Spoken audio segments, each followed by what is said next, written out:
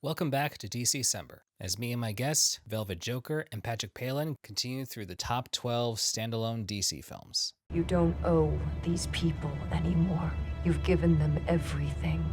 Not everything. Not yet. A controversial movie, I say, among fans, but at least in my opinion, I feel like that was a good conclusion to Nolan's Batman story. You know how many people don't realize that that's Tom Hardy from Venom? Really? People are like, what? Really? I can't tell you how many nerds I've discussed that with, and they're like, That's funny. I had no idea. And I'm like, really? You didn't know? This was the way I discovered that actor. When he first got cast, I was like, who? But then ever since that movie, I was like, Bane. No one cared who I was till I put on the mask. I wouldn't say this movie was perfect, but I definitely like what they were going for, especially with Bane, because they found a way to make it work in Nolan's realistic version, where instead of being powered by Venom, he just has a breathing apparatus. I feel so weird about this movie still as the years go on. Nolan did such a good job with the first two, and the fact that he could still give a conclusive ending, or he give it like a very final end to Bruce. Like, he didn't kill Bruce, but like he made it pretty clear that Bruce is done, he's retiring. That he was able to still do that with the same trilogy is impressive and showed a lot of restraint. And I feel like that's a lot more than what could be said for many directors in these types of movies. So for you, is this a lesser movie? Yes, it is. But I remember where I come from, you know, like in the context of the time when this movie came out, it's like there was not really any roadmap or blueprint for making a trilogy like what he did.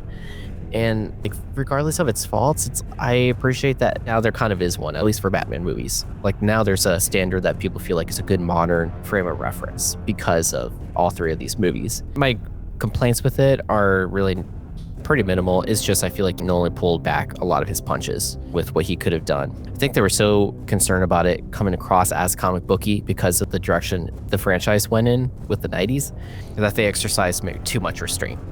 So again, you know, that's not a common complaint I can have for these types of movies. Usually it's the opposite. I was kind of medium on this movie, but it had a couple of great scenes. There is, of course, the airplane scene with Bane, and then there is the scene where the football stadium just gets demolished, and then the Talia al Ghul reveal. But I think the storytelling was a little choppy in this movie, and maybe that's some of the restraint that you were talking about, Patrick. Yeah, I would agree, actually. It really is in the storytelling, because like you brought up some of the practical effects and the sets that they had in this, and it's aged so well. Yeah, they did a good balance with the practical and CGI effects, and I definitely like the Talia al Ghul reveal, although part of me felt like maybe that's Talia just because the actress, she kind of gave me Talia vibes, and I thought that, you know, maybe it's just like a deception kind of thing, because this movie definitely brought some elements back from Batman Begins. And given what I learned recently after this movie came out, that there was quite a bit of a discussion on how to continue after The Dark Knight. I mean, granted, half of that would involve Heath Ledger coming back as Joker, but unfortunately, due to his death, that was off the table. So it was either going to be something with Riddler, that they were looking at maybe Leonardo DiCaprio playing him, because I guess apparently him and Bale had a rivalry. I think everyone, when Bale got hired, I think every top actor in Hollywood went out for Batman. So I'm sure he was one of them. But I feel like with Bane, it made sense. Ra's, it was more of a personal, like, mentor kind of thing, and Joker, you know, being the arch rival, Scarecrow being a more mentally challenging foe, and for Two-Face, it was another personal kind of foe, and Catwoman, of course, with the whole love dynamic, and for Bane, he would be a more physically challenging enemy. But yeah, it did feel kind of choppy how they rushed Batman's recovery while he was in the pit after his back being broken. Okay, fine, whatever, it's a 2-hour movie. And then just the whole fake of, like, you know, oh my god, he died in the explosion. And it's like, nope, he got out in time. I guess some people may have been disappointed that, wait, he gets a happy ending, but that's not Batman, but like, it's not Nolan's Batman. And honestly, I did not mind that Batman had a happy ending, because it kind of fits that he's leading a different life, kind of being on the run with Catwoman. And I don't know about you guys, but I definitely like Anne Hathaway's take on the character, because it was a good modern setting where she's just a survivor. May not be the most emotional character, but I feel like in this story, it makes sense that she has to, you know, not show weakness. I doubt you care what anyone in any room thinks of you. Don't condescend, Mr. Wayne. You don't know a thing about me. She's not my favorite take on it, but she is a really good actor. Maybe if we had more time with her character. I mean, there's like the little bits that they show of girl she looks out after, because I think she was based off of somebody in Batman Year One. Yeah, I think based off Holly Robinson. Holly Robinson, yeah. I think it would have been really cool to see more of that explored. There's a lot of No Man's Land influence in it, from what I could tell, but that story is so huge. Maybe that's why it felt a little choppy, like just getting elements of it. Yeah, because I mean, granted, all of Nolan's movies, they have influences of various popular titles with Year One, The Long Halloween, Killing Joke, even Joker's first comic book appearance, and of course with this one, between No Man's Land, Nightfall with Bane, and The Dark Knight Returns. Lots of influences kind of competing in there. Michael Caine's performance is fantastic. I mean, really, like all of Christian Bale and Michael Caine together in that movie, they have some of the most intense scenes out of the trilogy. You use Rachel to try to stop me. I am using the truth, Master Wayne. That was the most emotional Alfred ever got. Yeah. And that last scene is nice. You know, he sees him in Italy.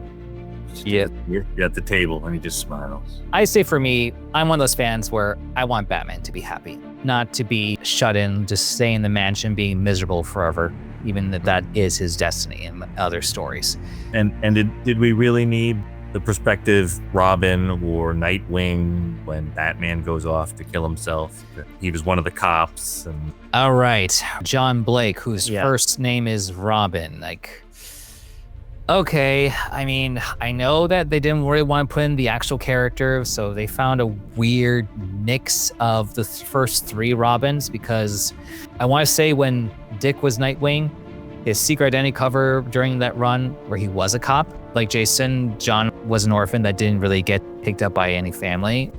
And like Tim being a detective, even though the reason why he figured out Batman's identity seemed rather, I don't know, seemed a bit silly just because he saw Bruce had a look or something. Don't you know that all orphans can telepathically communicate? Sure, especially with Batman. Yeah.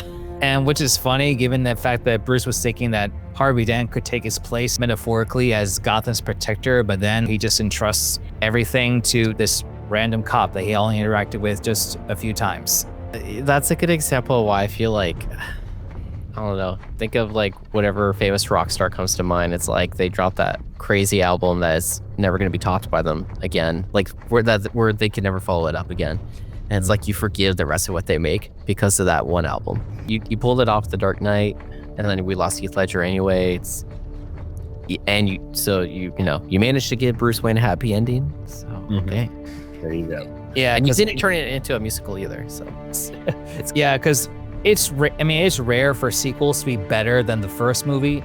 I say that's going to make it even harder for a third movie to be just as good, or at least somewhat on par. And I say they did their best with what they had, and that was where they're going to end it. No one's ever gonna know who saved an entire city. They know. It was the Batman. Thanks for watching today's episode. If you enjoyed the commentary, be sure to check out my guest podcast channels.